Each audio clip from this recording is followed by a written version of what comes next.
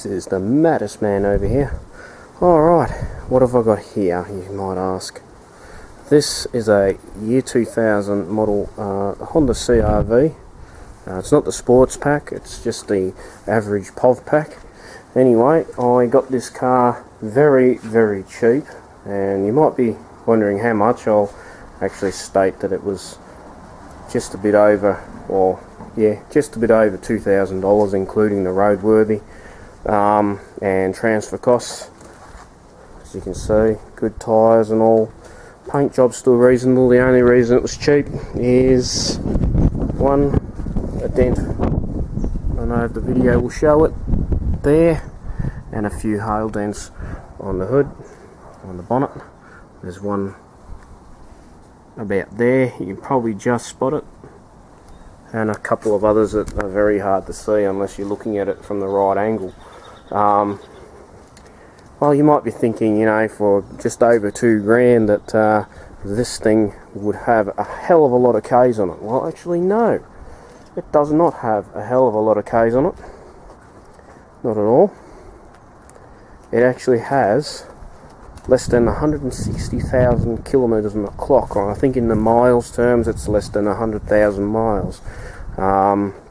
Very well looked after, service history and all. To get the roadworthy, not much had to be done. We'll just open this up. Good old Hondas and their 2-litre dual overhead cam engines. As you can still see, it's very clean. Pretty much this is the way it came. It was actually parked under a tree and it collected a lot of pine needles that had gone into there, which I had to clean out. I also gave the engine bay a quick wash down, no degreaser at all. This engine has not leaked a drip of oil. It even still has its original fill-up labels, which are just paper, or might be thin plastic. Actually, they're thin plastic. What else can I say? I did a service, changed spark plugs, checked the valve clearance, changed the fuel filter, which is over there, checked the brakes, roadworthy items, engine mount, which is deep down in the bottom corner, was broken. You can't even see it from the top. I put in a whole new set of belts because the old ones were torn away. Yeah, so this is what you can get if you look hard enough or ask people around for some cheap cars. This is what you can get for just over $2,000. Anyway, let's have a look at the inside. You might think, oh yeah, this is going to be wrecked on the inside. It was very dirty and dusty when I got it. As you can see, very clean. Everything's still intact. There's even the original Honda disc player in the rear. Oh, sorry, under the seat, and the stock stereo. The only thing is that the rear speakers are a bit done for, as you can see.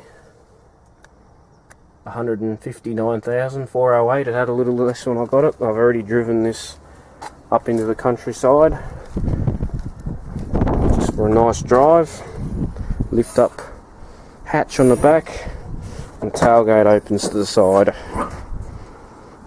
If you're thinking about buying one of these for a first car, or for a car that's cheap to run, I can tell you one that's been fairly untuned. The ignition timing was out, the valve timing needed to be the valve clearance.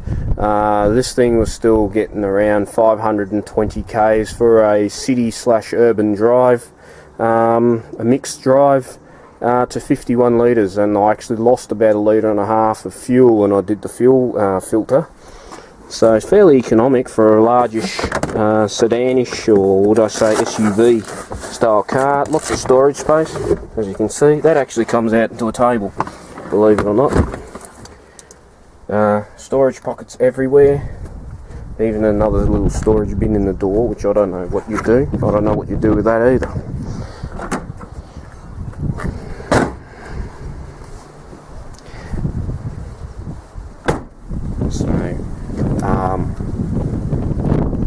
The back end, as you can see, there's a few of my jackets around and stuff like that, but very clean still. Everything's original. There's even cup holders in the doors and the back doors here. Oh, look at that.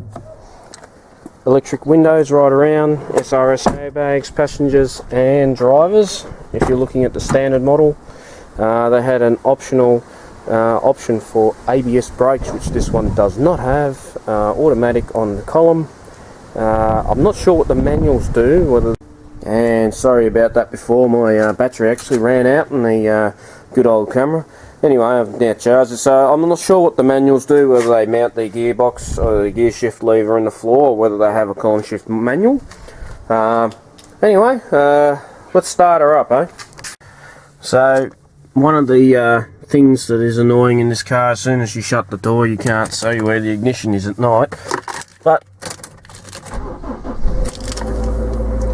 they're a fairly loud motor, giving it that it actually has non-hydraulic tappets, so that's the reason why they're a bit louder and a bit clunkier on the motor. They tend to quieten down quite a lot the more you drive them. One thing that you should know is that if you don't push the brakes in, you cannot pull the gear stick lever out of park, so you have to push the brakes, and as you can see, it will go back. So anyway, let's take this for a little spin.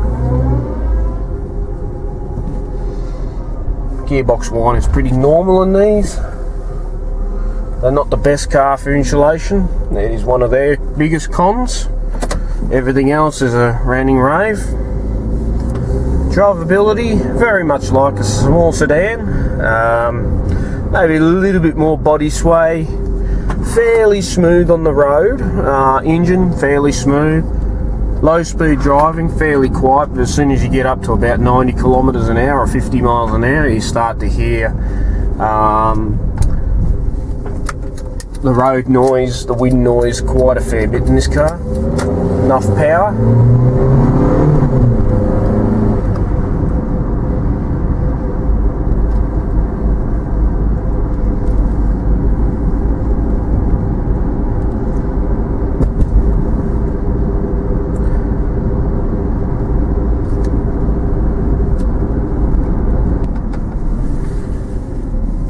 Loud indicators.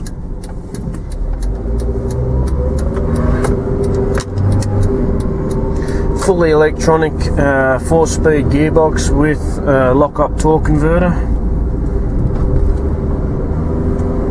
So now that we're up a bit in engine heat, we can give this a bit of a flogging. I'll show you just how fast it goes.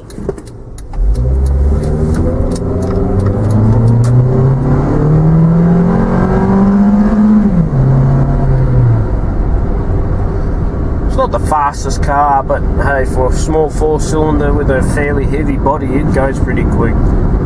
And mind you that the road is going a bit uphill here.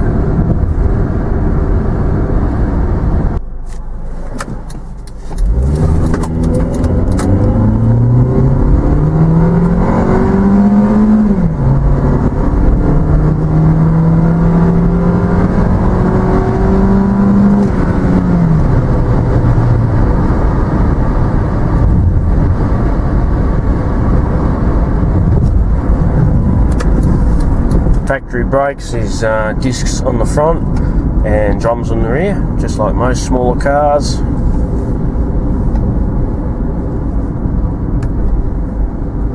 Yes, it will hold them back into gears.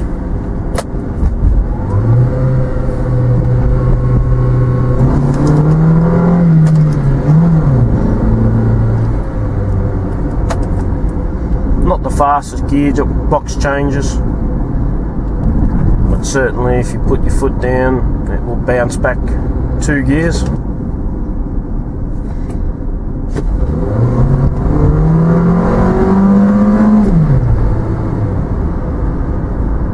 Anyway, that's the Maddest Man, over and out.